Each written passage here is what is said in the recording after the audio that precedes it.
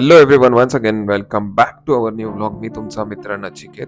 आणि ह्या व्लॉगमध्ये असं वेगळं काहीतरी आपण एक्सप्लोर करतोय, जे म्हणजे रायगड तर सर्वांनी एक्सप्लोर केलाय, पण एक टहेळणी बुरुज किंवा टहेळणी गुफा म्हणा, ही ह्या व्लॉगमध्ये आपण एक्सप्लोर केली. ती कुठे आहे, कशी आहे, त्याचं लोकेशन काय, तुम्हाला या व्लॉगच्या शेवटी मी नक्की सांगेन. बिफोर दॅट, आम्ही रायगडवरती पोहोचल्यानंतर रोपवेने कन्फ्यूज होतो की गाईड घ्यावा की न घ्यावा, पण फायनली गाईड लोकांच्या रिक्वेस्टमधून आणि बऱ्याचशा गोष्टींमधून आम्ही डिसाईड केले की चला आपण गाईड घेऊ. पण तो निर्णय पुढचा आमचा कसा चुकला आम्ही तुम्हाला नक्की सांगतो. जस्ट व्लॉग कंटिन्यू पहा. प्रथम मी तुम्हाला माझी ओळख करून देतो. माझं नाव चंद्रकांत अवकिरकर आहे. रायगड तुम्ही ह्या अगोदर कधी पाहिला असेल किंवा पाहिला नसेल, आज प्रत्यक्षात तुम्ही रायगड पाहणार आहात. रायगड पूर्ण पाहायचं म्हटलं तर तुम्हाला 2 दिवस लागतात, कारण रायगडचं पूर्ण क्षेत्र आहे ते 1200 एकर मध्ये विस्तारलेलं आहे. 1 ते सव्वा तासात तुम्ही काय पाहू शकता, हा किल्ल्यावरचा पठारी भाग जो 100 एकर मध्ये विस्तारलेला आहे. तो रायगडाची समुद्र सपाटीपासूनची हाईट आहे 2851 फूट. पायथा ते माता ही उंची 1350 फूट आहे. जिथे तुम्ही रोपेत बसलात, रोपेतनी इथपर्यंत आलात, हे 1350 फूट उंचावरती आलेलं आहे. रोपेने आलात ही किल्ल्याची पाठीमागची बाजू, तेव्हा 1700 पायरी चढतात, तेव्हा किल्ल्याची समोरची बाजू तुम्हाला पूर्णपणे पाहायला भेटते. किल्ल्याचा जो मेन दरवाजा आहे त्याला महादरवाजा म्हटलेला आहे. हा महादरवाजा तुम्हाला पाहायचा म्हटलं तर पायी चढत यायला लागतं, किंवा इथून पाहायचं म्हटलं तर 500 पायऱ्या उतरून खाली जावं लागतं. रायगडाचं मूळ नाव रायरीचा डोंगर असे होते. हा रायरीचा डोंगर शिवरायांचा नव्हता, तर जावळी खोऱ्यातील चंद्रराव मोरे यांच्या ताब्यात होता. चंद्रराव मोरे हे जातीने मराठे होते, पण ते आदिलशहा मध्ये चाकरी करत होते.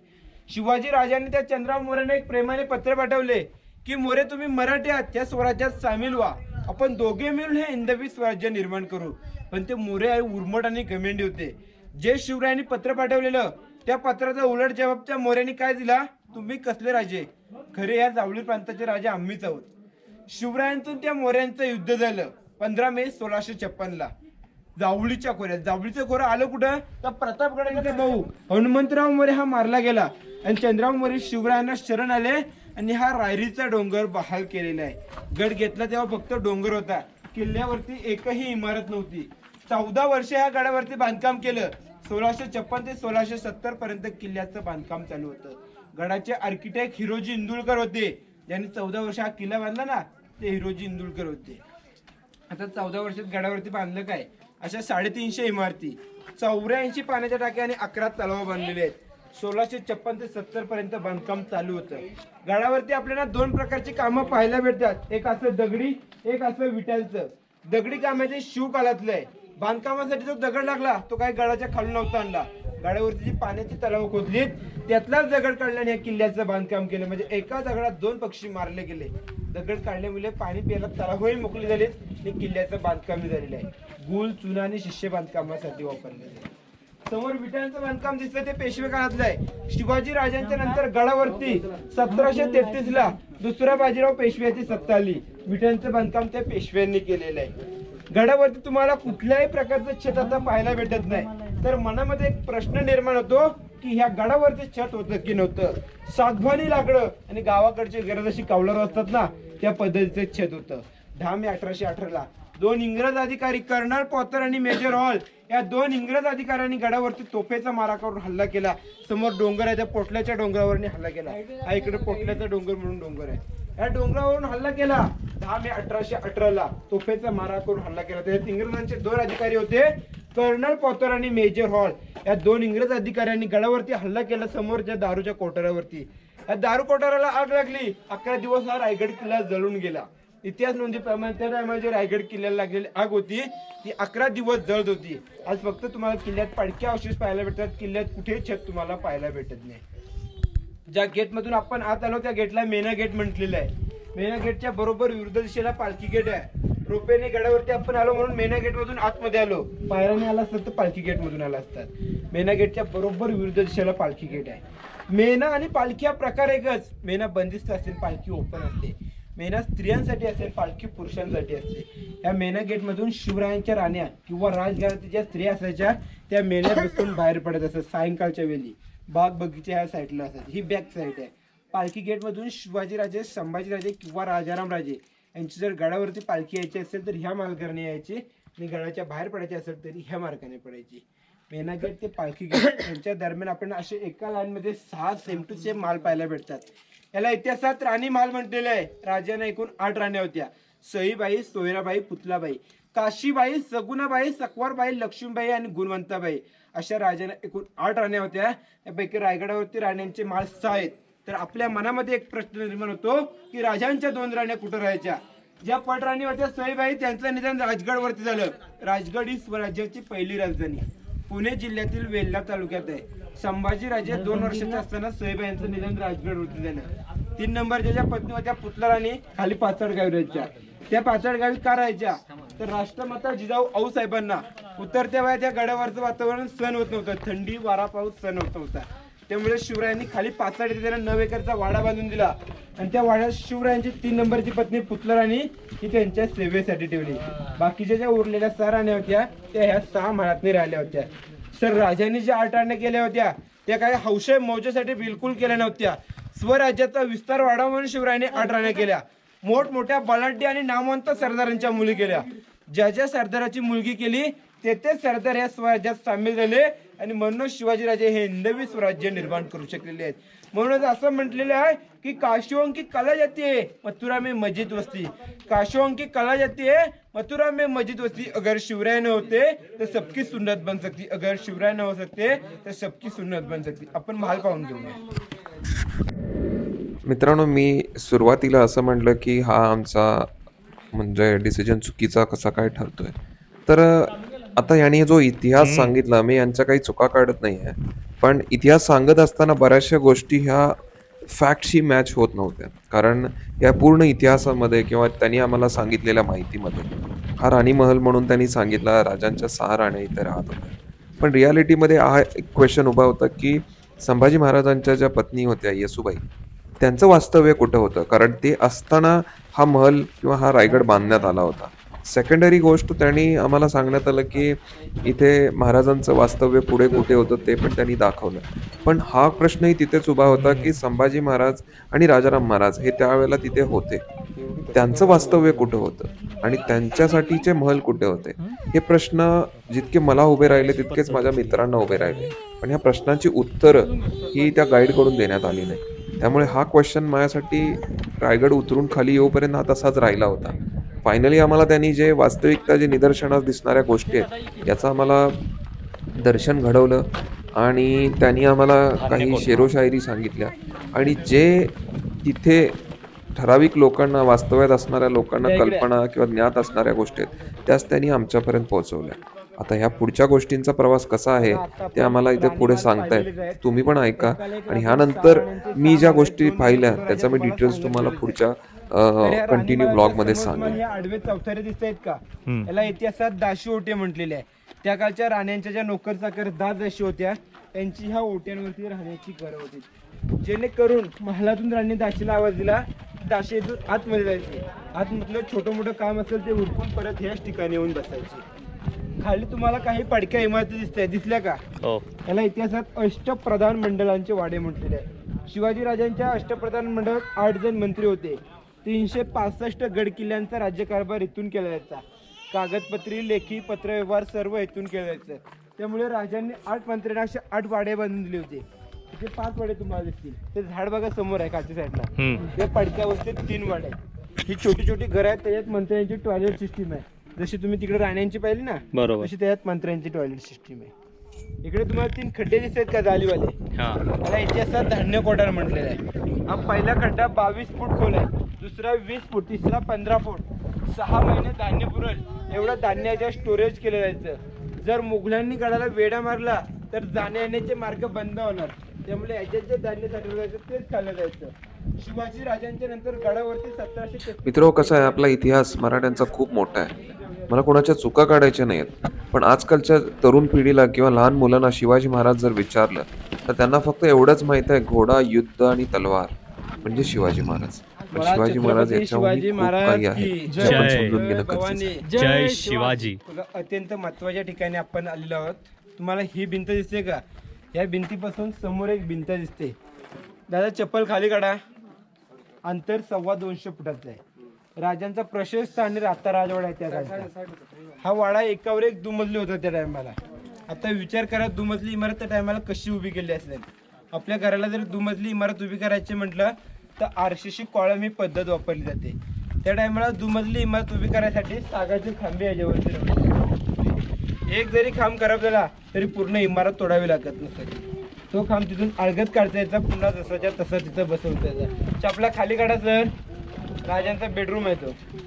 शिवाजी राजांचा जन्म 19 फेब्रुवारी 1630 शिवनेरीवरती झाला. राजांचं निधन 3 एप्रिल 1680 रायगडावरल्या पहिल्या चौथऱ्यावरती झालेलं आहे. 3 एप्रिल 1680 राजांनी अखेरचा श्वास इथं घेतला. निधन इथं झालं. अग्निदेव समोर केलं. समोर तुम्हाला मस्जिद टाईप एक आकार दिसतोय का? ती मस्जिद वगैरे नाही, जगदीश्वराचं महादेवाचं मंदिर आहे. बाजूला व्हाईट घुमट आहे, ती शिवरायांची समाधी आहे. शिवराय शंकराचे भक्त होते, पण शंकराच्या मंदिराच्या तिथे राजांना त्या टायमाला अग्निदान केलं होतं. राजांचा जन्म 1630, निधन 1680. जेमतेम आयुष्य मर्यादे फक्त राजांना 50 वर्ष लाभली. आजकालच्या जमान्यात आपण पाहिलं तर 50 वर्षात आपण काय करतो? वयाचे 20 वर्ष खेळण्यात बालपणातच जातात. उरलेल्या 30 वर्षात ज्या पद्धतीचं आपल्याला घर हवं आहे तसं घर पण होत नाही. शिवाजी राजांनी 50 वर्षात 365 गड किल्ले जिंकले आणि हे हिंदवी स्वराज्य निर्माण केलं होतं. वयाच्या 16व्या वर्षी राजाने तोरणा किल्ला जिंकला. हिंदवी स्वराज्याचं तोरण तोरणा किल्ल्यावरती बांधलं होतं. तिकडे राजांचं बाथटब आहे, अंघोळीचं स्नानगृह. इकडे एक टाकी तुम्हाला पाहायला भेटते दगडामध्ये, त्यात पिण्याचं पाणी ठेवलं जायचं. जर कुठल्या व्यक्तीने कामचुकारपणा केला तर त्या व्यक्तीला शिक्षा म्हणून कावड्याने पाण्याने याच्यात उतर सांगितलं. कावड माहिती ना तुम्हाला? हो माहिती, खांद्यावरती काठी घेऊन. हे बाळा इकडून ऐ, चल मागे. चप्पल घालून नाही जायचं वरती. इकडे ये. हो का, याच्यात पिण्याचं पाणी ठेवलं जायचं.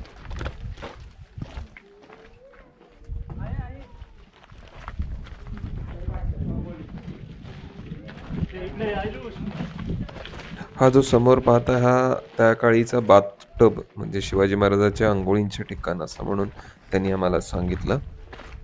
माझा एक सर्वांना मनापासून एक रिक्वेस्ट आहे की तुम्ही ज्या वेळेला रायगड पाहायला जाल त्याआधी किमान एकदा का असेना आपले जे मी 2 इतिहास तज्ज्ञ सांगेन ज्यांचं तुम्ही व्हिडिओज ऐकावे असं माझं म्हणणं आहे. एक म्हणजे ज्ञानराव पेडेकर सर जे इतिहास तज्ज्ञ आहेत आणि दुसरे म्हणजे आप्पा परब ज्यांनी रायगडाविषयी पूर्ण माहिती यूट्यूबच्या माध्यमातून दिलेली आहे. ती तुम्ही सर्वांनी आता पहा. आपण राजांचा राजवाडा पूर्णपणे पाहत आहोत. वाड्यामध्ये एकूण 4 चौथरे 4 जोते आपल्याला पाहायला भेटतात. पहिला जो चौथरा आपण पाहिला तो राजांचा बेडरूम, झोपण्याची जागा होती. या चौथऱ्यावरती उभे होत आपण. याला इतिहासात मुत्पात खाना म्हटलेलं आहे. आपल्या भाषेतलं स्वयंपाकगृह किंवा किचन रूम. किचन. इथं स्वयंपाक बनवला जायचा आणि राजांच्या बेडरूम पर्यंत पार्सल केला जायचा. गडावरती 300 कुटुंब असायचे. राजधानीचं ठिकाण होतं ते राजांचा स्वयंपाक इथे का बनवला जायचा? त्या टायमाला विषबाधा मोठ्या प्रमाणात व्हायच्या. राजांच्या नियंत्रणाखाली इथे स्वयंपाक बनवला जायचा आणि राजांच्या बेडरूम पर्यंत पार्सल केला जायचा. समोरचा जो तुम्हाला आडवा चौथरा दिसतोय त्याला इतिहासात सचिवालय म्हटलंय. त्या काळचा दप्तरखाना. त्याच्या पुढे एक छोटासा चौथरा पाहायला भेटतो. त्या रस्त्या वगैरे दिसत का? जसं दिल्लीच्या लाल किल्ल्यावरती दिवाने आम आणि दिवाने खास असे 2 प्रकार आहेत, तसं ते दिवाने खास आहे. जी कोणी राजांची खास लोक असतील त्यांची मिटिंग तिथे घेतली जायची. साधारण आम जनतेची मिटिंग त्या साईडला दरबाराच्या दरबारात घेतली जायची. वाड्याच्या चारही बाजूने तुम्हाला दरवाजे दिसत आहेत का? त्याला इतिहासात टेहळणी बुरुज म्हटलेलं आहे. टेहळणी केली जायची, पहारा केला जायचा. इथून पहारेकरी उभे राहायचे आणि पहारा करायचे. आता आपण गुप्त चर्चागृह पाहणार आहोत. जसं की मी लास्ट व्लॉगमध्ये आप्पा परबांचं जे रायगडांचं दर्शन आहे त्याचं जे लिंक टाकली होती तशी मी परत ह्या व्लॉगच्या डिस्क्रिप्शनमध्ये नक्की ती व्हिडिओची लिंक टाकेन. तुम्ही नक्की ती पहा आणि ज्या वेळेलाही रायगड व्हिजिटला जाल त्यावेळेला ती व्हिडिओ पाहूनच जा. जे पोलीस अगदी शेवटला हिरकणीचा बुरुज, जी माता बाळासाठी कडा उतरून खाली गेलेली तिचा बुरुज आहे. रायगड एकूण 4 टोकातनी विस्तारलेला आहे. इकडे पश्चिम दिशा, इकडे हिरकणीचा बुरुज आहे. उत्तरेला इकडे टकमुक टोक, दक्षिणेला कालकाईचा कलगा आणि पूर्वेला भवानीचा कडा. या 4 टोकातनी रायगड विस्तारलेला आहे. ही शेवटची 4 टोकं एंड करणार नाही. समोर तुम्हाला विटांची भिंत दिसते का? इकडे टाकसाल आहे त्या काळचं. शिवकालीन नाणी, राजमुद्रा सर्व त्याच्यामध्ये कोरले जायचं. शिवाजी महाराजांची जी राजमुद्रा होती त्याच्यावरती असं लिहिलं होतं की प्रतिपचंद्र लेखे वर्धे विष्णू वंदिता शहा सुन शिवशाही शाह मुद्रा भद्राय राजते, अशी शिवरायांची अष्टकोनी राजमुद्रा होती. इकडे तुम्हाला एक दगडी इमारत दिसते, तसेच खाली एक दगडी इमारत दिसते. त्याला इतिहासात मनोरे म्हटले गेले आहे. आताचे जर आपल्या भाषेत समजून घ्यायचं झालं तर आपल्या घरासमोर जशी मागची बाजू पुढची बाजू असते ना हवा घेण्यासाठी बाल्कनी गॅलरी, त्याचे शिवराय दुपारच्या वेळेत विश्रांतीसाठी हवा घेण्यासाठी त्या समोरच्या इमारतीत जाऊन थांबायचे. शिवरायांची ती गॅलरी होती. शिवाजीराजांचे राणे होते ते दुपारच्या वेळेत विश्रांतीसाठी हवा घेण्यासाठी त्याच्यात जाऊन बसायचे. इकडे तुम्हाला विटांची आणि विटांच्या खाली दगडी इमारत आहे. याला इतिहासात विजय स्तंभ म्हटले गेलेले आहे. राजे कुठले गडकिल्ले जिंकून आले किंवा कुठे विजय मिळवला तर वरच्या मजल्यावरती जायचे, ध्वज फडकावायचे आणि मशाल पेटवायचे. कारण आजूबाजूच्या गड किल्ल्यांवरच्या लोकांना दिसलं पाहिजे की आपले राजे काहीतरी चांगली कामगिरी करून आले. इकडे तुम्हाला एक आयताकृती चौकोन पाहायला भेटेल. याला इतिहासात खलबतखाना म्हटलेलं आहे.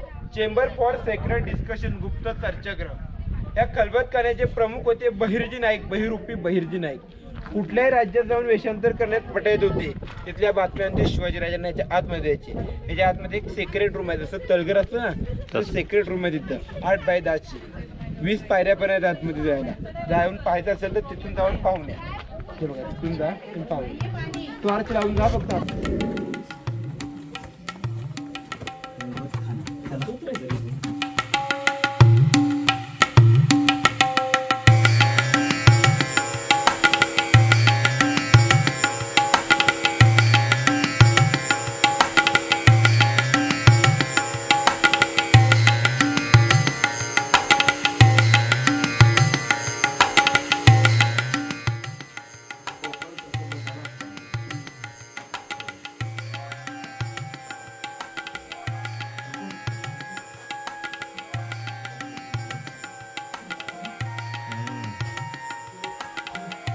याला व्हेंटिलेशन काहीच नाही. हे ध्यान करायसाठी पण तिने वापरत असतील महाराज. काय माहिती. रायगड पाहत असताना मला काही गोष्टी ज्ञात झाल्या. त्या म्हणजे शिवाजी महाराजांची असणारी दूरदृष्टी ही रायगड पाहिल्यानंतर तुम्हाला नक्की समजेल. तलाव म्हटलेलं आहे. या तलावाचं वैशिष्ट्य म्हणजे राजांचा राज्याभिषेक कधी झाला 6 जून 1674. राज्याभिषेकाला काशीवरनी गागाभट्ट आले होते. त्या गागाभट्टांनी काशीवरनी येताना 7 नद्या आणि 7 समुद्रांचं पाणी आणलं होतं शिवरायांना अभिषेक घालण्यासाठी. शिवरायांना अभिषेक घातला, उर्वरित पाणी या तलावात सोडण्यात आलेलं आहे. पुण्याला पवित्र गंगासागर तलाव असं म्हटलेलं आहे. या तलावात 12 महिने पाणी असतं. आतमध्ये जिवंत झरा पण आहे. किल्ल्यावर प्रत्येक होणाऱ्या जाणाऱ्या कार्यक्रमांसाठी या तलावातलंच पाणी उपयुक्त पडतं. या तलावावरून एक कविता अशी रचलेली आहे की गंगा यमुना आणि नर्मदा यांच्या आल्या साऱ्या बहिणी, गंगा यमुना आणि नर्मदा यांच्या आल्या साऱ्या बहिणी, आणले सप्त सागरांचे पाणी, जळ जाळी तीर्थांची घर, म्हणून याचे नाव गंगासागर, म्हणून याचे नाव गंगासागर. समोर टोक दिसतंय, भगवा झेंडा फडकतोय, रेलिंग आहे, दिसली का? हो. टकमक टोक, कडेलोट पॉइंट. चोरी, गद्दारी, पितोरी किंवा स्त्रियांची छेड काढली तर टोकावनी काढली, ढकलून दिलं जायचं. शिवाजी राजांनी कुणालाही कडेलोट केला नव्हता, पण संभाजी राजांनी माल सावंताला त्या टोकावनी ढकलून दिलं होतं संभाजी राजांनी. आता आपण राजांचा राज दरबार. मित्र, रायगडाचं अजून एक वैशिष्ट्य म्हणजे रायगड हा पूर्णतः इंडिपेंडेंट असा एक डोंगर म्हणता येईल किंवा एखादा प्लेस म्हणता येईल. जसं आता आपण पाहतोय की आपले सगळे गड किल्ले हे सह्याद्रीच्या रांगेत आहेत, पण रायगड हा एकमेव किल्ला आहे की ज्याला कोणतीही सह्याद्रीची माउंटन्स रेंज आहे ती अटॅच नाही होत आहे. बिकॉज हा टोटली वेगळा आहे. यातून आपल्याला कळते की शिवाजी महाराजांनी रायगड का चूज केला.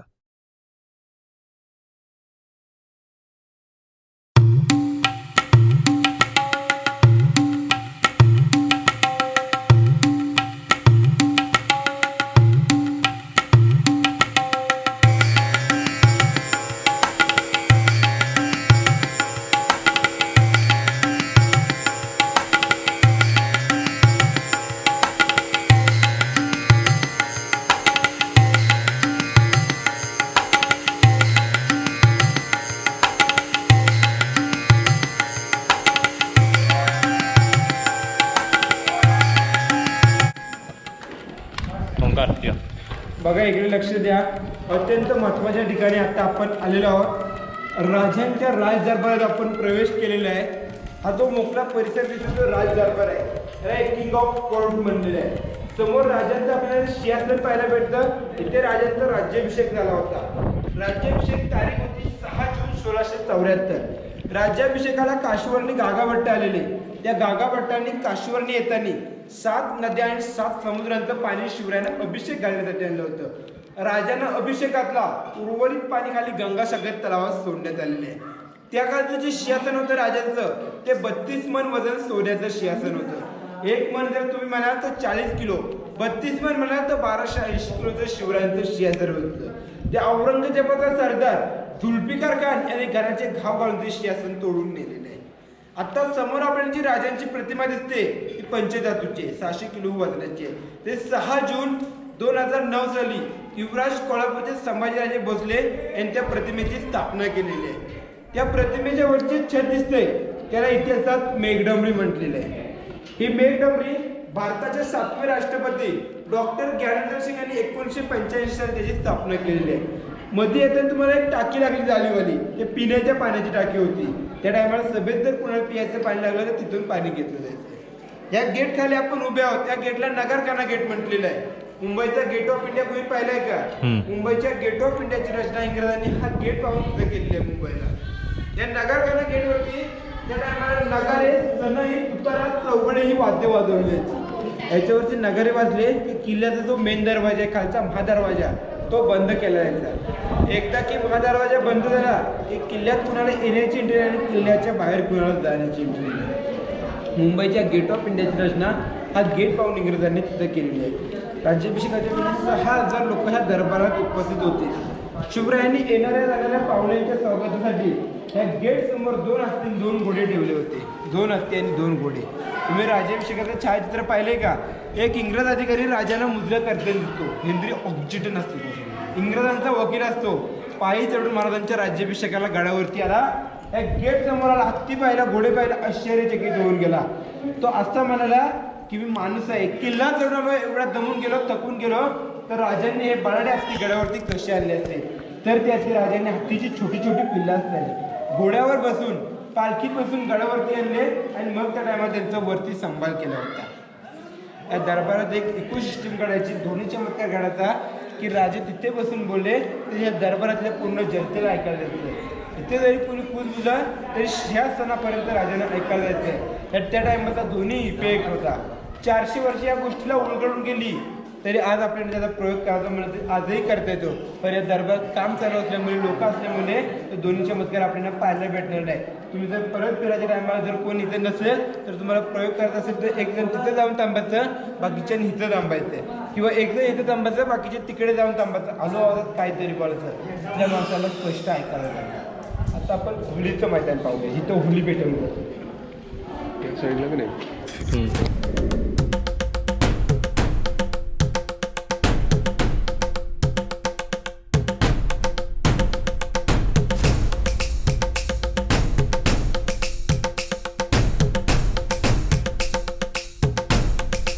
खेडोपाड्यातली होली पेटली जायची.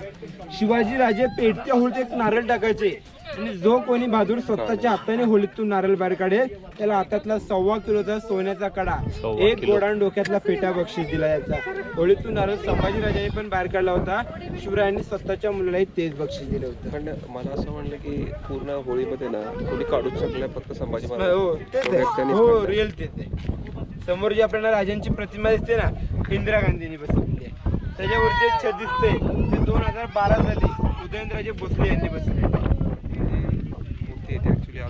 हा, ही प्रतिमा आहे ती ऍक्च्युली जिथं मी तुम्हाला सिंहासन दाखवलं ना तिथे बसवण्यात येणार होते.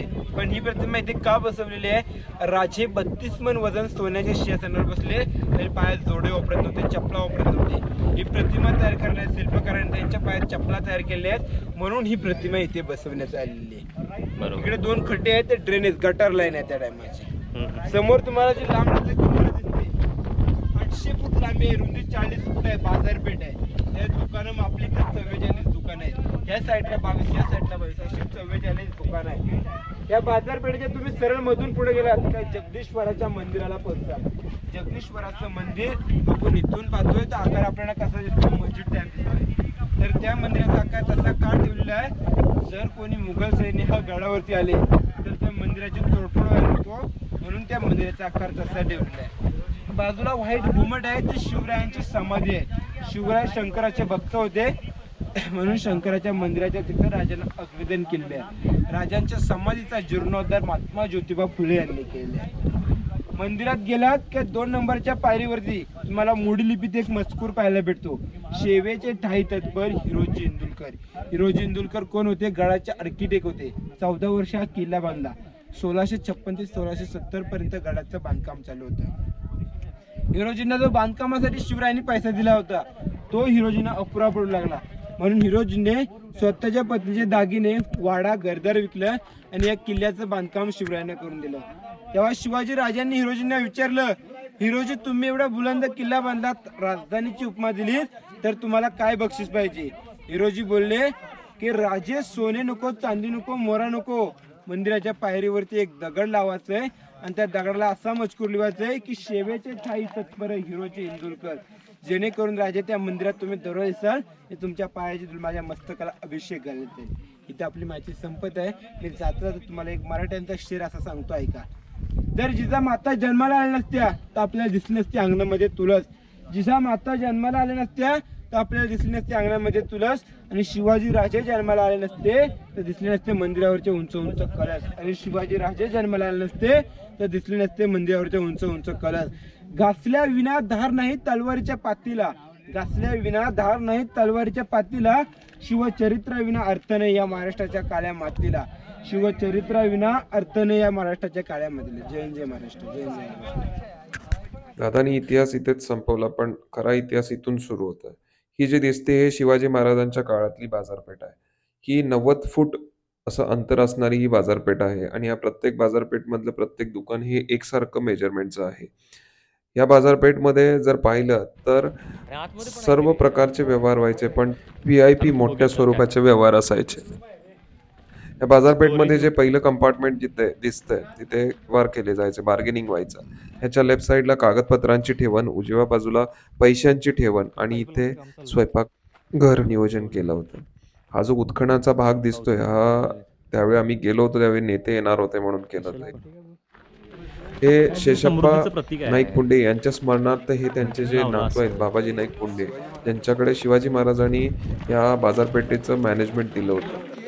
त्यांनी आपल्या आजोबांच्या स्मरणार्थ हे शेषनागाची इथे प्रतिकृती काढलेली आहे. या बाजारपेठेचं एक वैशिष्ट्य म्हणजे या बाजारपेठ हा 8 महिने चालायचा. 4 महिने पावसाळ्यात बंद असायचा आणि या बाजारपेठेमध्ये सर्व व्यवहार जे आहेत हे मोठ्या स्वरूपाचे असायचे. त्यामध्ये कोणत्याही किरकोळ प्रकारचे व्यवहार हे अजिबात केले जायचे नाही.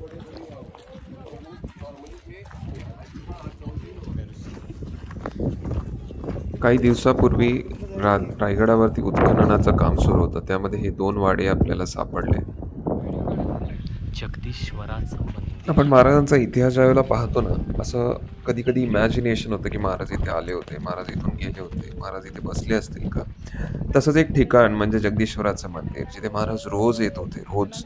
आणि हे एक वेगळा अनुभव होता आमच्यासाठी. नाही इथे नाही, त्यांनी एक ठिकाणीच सांगितली सगळी असं केलं पोळी पेटवत ना होळीच्या माळापर्यंत. मित्र हो, अर्धवट इतिहास हा इतिहास माहीत नसण्यापेक्षा धोकादायक आहे. आणि हाच आम्हाला विषय तिथे चालू होता की त्या काकू आम्हाला विचारत होत्या ज्या आमच्यासोबत रोपवेनी वर आल्या होत्या. त्यांचा प्रश्न असा होता की त्यांनी तुम्हाला कुठेपर्यंत इन्फॉर्मेशन किंवा कुठेपर्यंत गाईड केलं. आमचं तेच बोलणं चाललं होतं की आम्हाला त्यांनी होळीच्या मैदानापर्यंतच येऊन सोडलं. मित्रो, प्रश्न ह्या गोष्टीचा नाही आहे तुम्ही पैसे घेता, पण मला एवढंच म्हणायचं आहे की जो पुरा इतिहास तुम्ही सांगताय हा प्लीज करू नका. कारण ह्या ज्या गोष्टी आहेत ह्या आम्ही पुढे कोणाला तरी सांगणार असतो आणि अर्धवट इतिहास हा धोकादायक ठरेल. याच गोष्टीची मला तिथल्या लोकांना जे गाईड आहेत त्यांना विनंती आहे की तुम्ही थोडासा इतिहास समजून घ्या आणि प्लीज प्लीज प्रॉपर गाईड करा. फुटलेलाच नंदी ठेवलाय, नंदी बदलतील का नाही? मंदारांनी म्हणलं होतं की हा फुटलेला नंदी आहे, हा बदलायला हवा. आणि खरंच खरंच सांगतो मित्र, आमची हाक तिथपर्यंत पोचली. त्यानंतर जो राज्याभिषेक झाला 6 जूनला त्याच्या दुसऱ्या वेळी आम्ही न्यूजमध्ये पाहिलं की त्यांनी नंदीला पूर्णतः नंदी त्यांनी बसवला होता आणि मी खूप खुश झालो. आम्ही आतमध्ये गेलो, हे खूप सारे लोक बसले होते. मी म्हटलं त्यांना थोडासा स्पेस देऊ, आपण नंतर आत जाऊ. कारण हा वेळ एकांतात घालवणं फार महत्त्वाचं आहे ना की हा फोटोग्राफीसाठी. मी नंतर आत गेलो, इतकं आतून असं वेगळं फिलिंग येत होतं की जे वर्णन करणं अवघड आहे. कारण इथे महाराज बसले होते, महाराज पूजा करत होते. हा अनुभवच वेगळा आहे. निश्चयाचा महामेरू बहुत जनासी आधारू अखंड स्थितीचा निर्धारू श्रीमंत योगी नरपती हृदयपती गजपती गणपती भूपती चळपती पुरंदर आणि शक्ती पृष्ठभागी यशवंत कीर्तिवंत सामर्थ्यवंत वरदवंत पुण्यवंत नीतिवंत जाणता राजा.